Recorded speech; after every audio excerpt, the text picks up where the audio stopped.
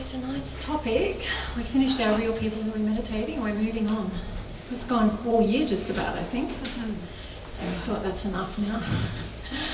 So tonight's topic is harmony of body, mind and spirit.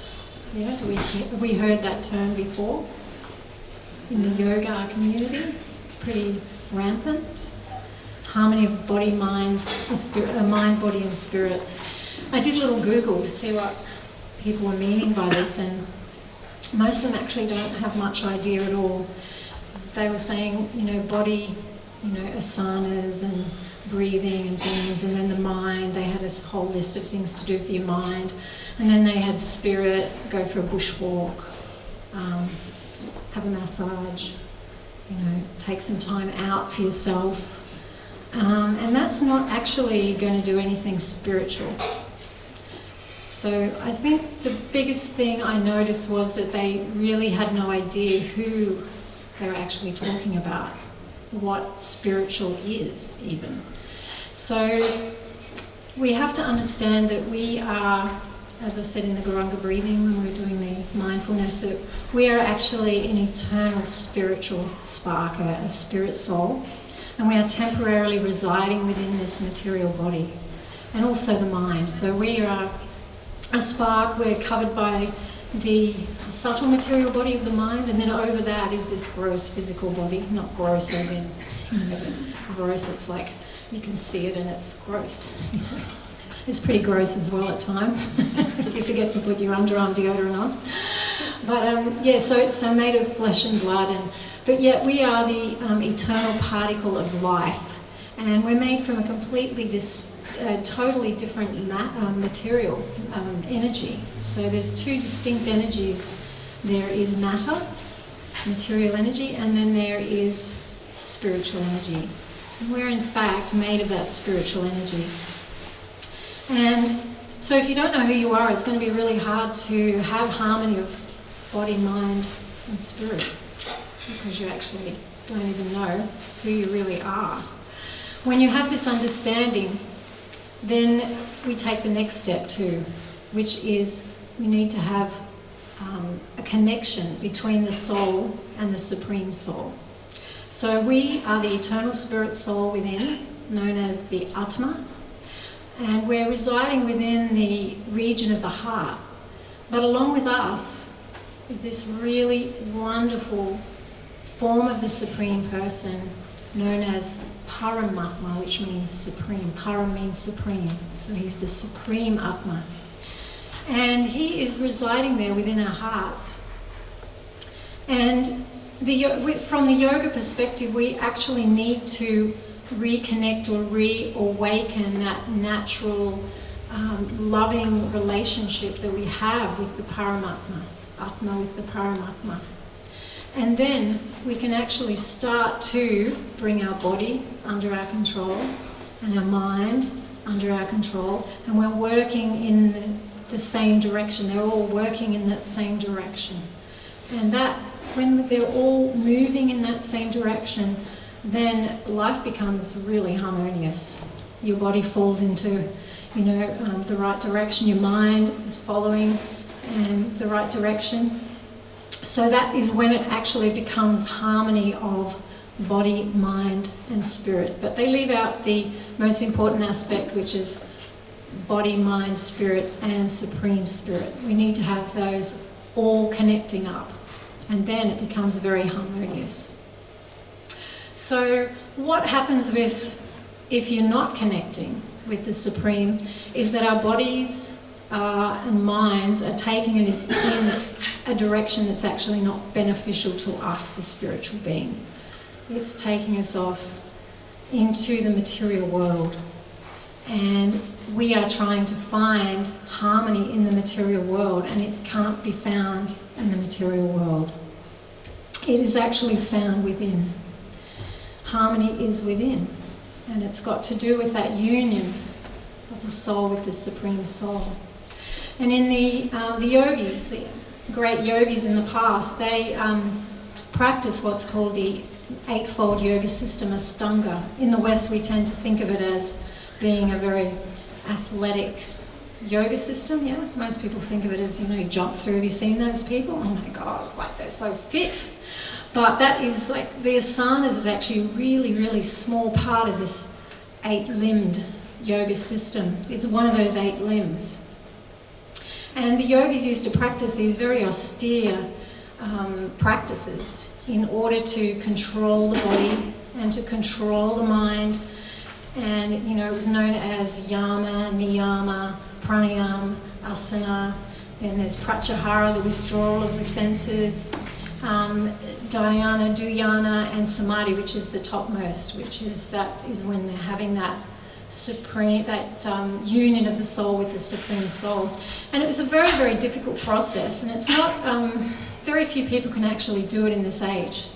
We're not very disciplined. Well, I'm speaking for myself here, but most of my friends are the same. We don't like to do things that are too hard.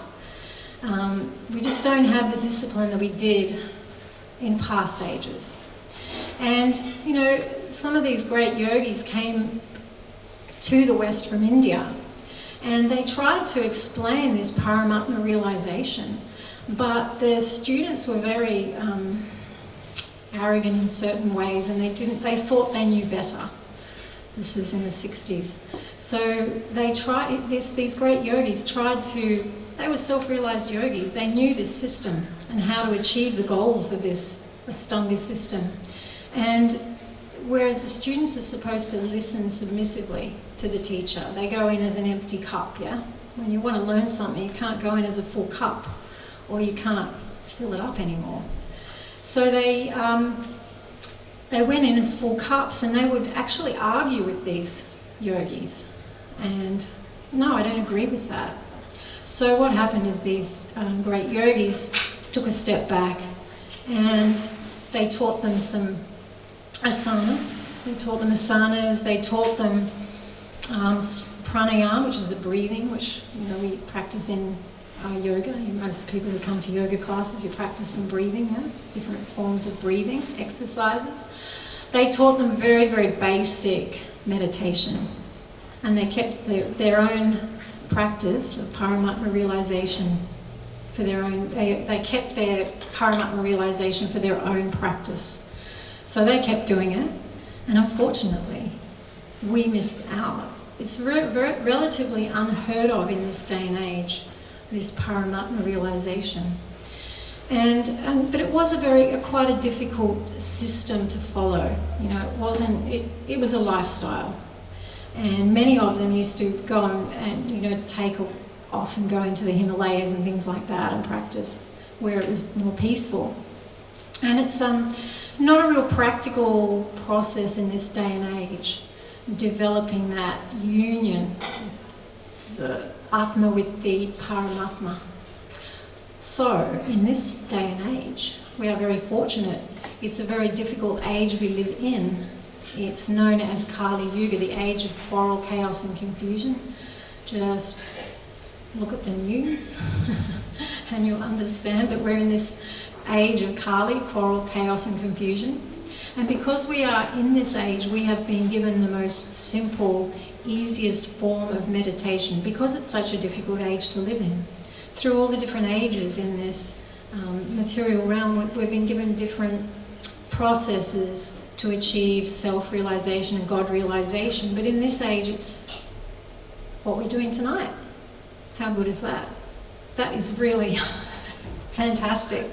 All we need to do is to sing and chant these mantras. We all love singing, yeah? Most people love singing. Anybody hate singing?